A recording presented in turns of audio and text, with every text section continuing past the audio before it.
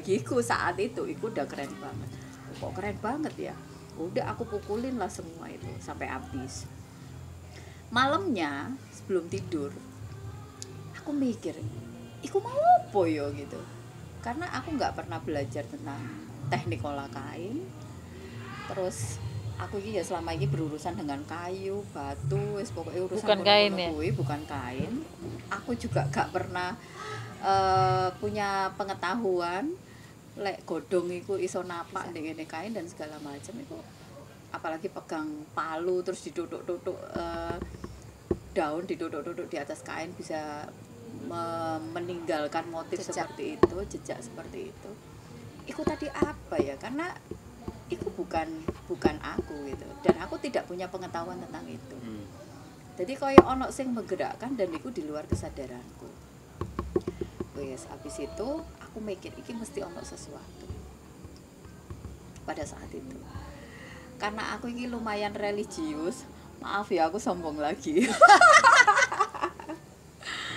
Aku itu lumayan religius, jadi memaknai kehidupan itu lebih dalam dalam memaknai kehidupan itu memang sejak dulu. Jadi kalau malam itu aku selalu bangun malam, tahajud dan segala macam itu udah dari dulu banget aku lakukan. Nah dalam perenungan itu aku mempunyai kesadaran, kayak Tuhan ini ngasih aku tugas baru dan aku nggak ngerti tugas itu sehubungan dengan proses yang tadi. Oke, ini pasti ono maksudnya, tapi aku guru ngerti maksudnya itu apa. Besok paginya bangun tidur, aku keliling komplek di klasterku itu. Kan di situ nggak ada pagernya, jadi semua kan pada bikin taman-taman kecil gitu depan rumah. Udah tak putiki semua satu klaster. Aku pukul-pukul. Wis kaos itu jadi korban, pokoknya sih nggak kanggo-kanggo itu jadi korban semua. Habis itu besoknya lagi juga gitu, aku minta tolong sama security cluster untuk dianterin ke taman perumahan gitu. Di situ kan ada danau, ada taman. Kebetulan aku tinggal di, ya boleh dibilang salah satu perumahan mewah lah di Surabaya Barat. Karena kalau aku ke sana sendiri terus habis itu putik-putik daun pasti aku akan bermasalah dengan satpam. Iya, bermasalah dengan security-nya. Akhirnya security nih tak ajak ditanya pada waktu itu. Buat apa? Buat apa Bu Wawan? Di kompleks itu aku dikenal dengan nama Bu Wawan karena suamiku namanya panggilannya Pak Wawan gitu. Buat apa Bu Wawan gitu? Kayak prakarya. Oke, satu taman itu aku ambili semua. Bukan untuk jamu ya. Bukan. Karena Untuk pengalaman prakarya. kalau kita nyari daun tuh sih Pasti jawabannya paling untuk jamu. gampang tuh untuk jamu. Kalau aku buat Aduh, iyalah. akan Soalnya aku ngambilnya pada saat itu kan di taman. Iya. iya. Oke, dianterin, ditungguin. Habis itu balik ke rumah, aku pukul-pukul lagi, ada yang napa, ada yang nggak napa. Dari situ aku mulai belajar. Oh ternyata daun-daun yang berlendir itu ora iso napa gitu. Terus ada daun-daun yang basah, ada daun-daun yang lemes yang basah, itu napaknya bagus lah. Disitulah aku proses belajar. Jadi tiap malam tak pikir, iki apa ya Gusti, iki apa ya, aku ini sebenarnya mau mendapatkan tugas apa.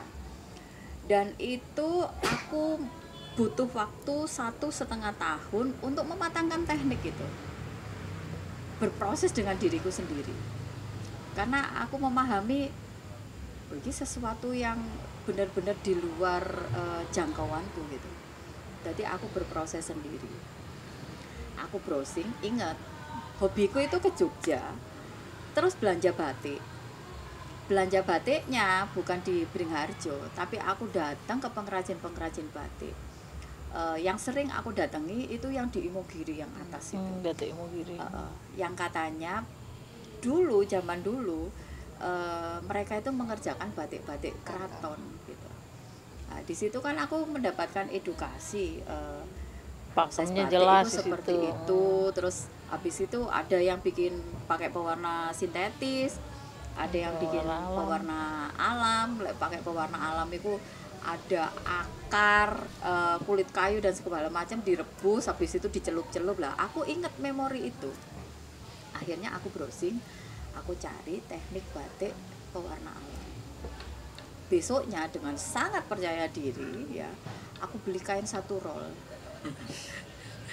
Beli kain 1 roll, padahal aku gak ngerti sih Arep harus apa? diapakan. Mau buat Tapi aku apa? pede banget. Pada saat itu duit gak mikir ya. Beli 1 roll, aku ikuti step by step yang diajarkan, Batik. yang diajarkan di situ, di salah satu, aku lupa dulu namanya apa, tapi koyo ada di situs-situs yang bahas tentang batik. Aku ikuti step by stepnya. Yang aku hilangkan adalah teknik Canting. ngeblat, Ngeblat. terus habis itu nyanting, habis itu lorot. Itu aku hilangkan dan aku ganti dengan Warna pewarnaan. Mukul daun. mukul daun. Pada saat itu belum ada warna.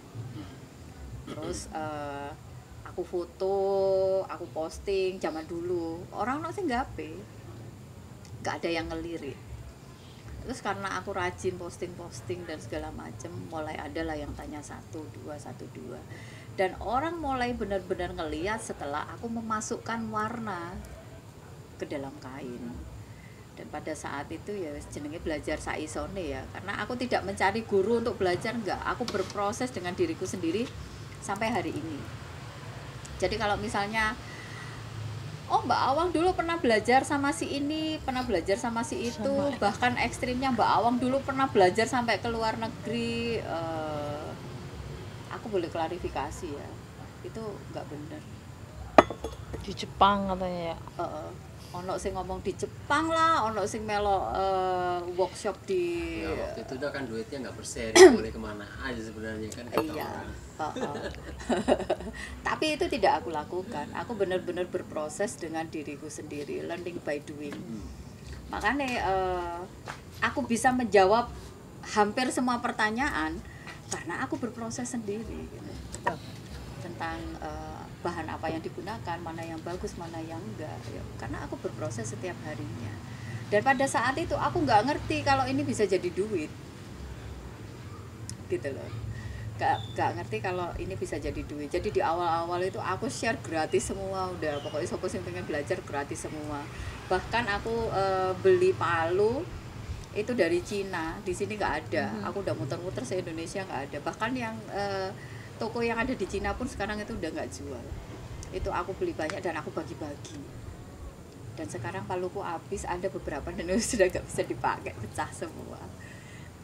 Karena nggak ngerti itu bisa bakal jadi duit dan bisa bakal seviral ini pada saat itu. Dan aku juga sempat kepikiran ya, karena itu untuk memenuhi egoku ya, sempat kepikiran untuk mematenkan. Jadi pada tahun 2015 iku sik gurung cetha banget ya, maksudnya sik gurung pintar-pintar banget, itu aku sudah punya niatan untuk mematenkan. Jadi kalau di proses paten itu kan dia harus mencari dulu teknik yang serupa, terus dari label yang aku pakai. Nah ini lucunya, orang-orang berpikir ecoprint pounding, karena namanya ecoprint pounding dipikir iki teknik Print. dari luar negeri. Heeh.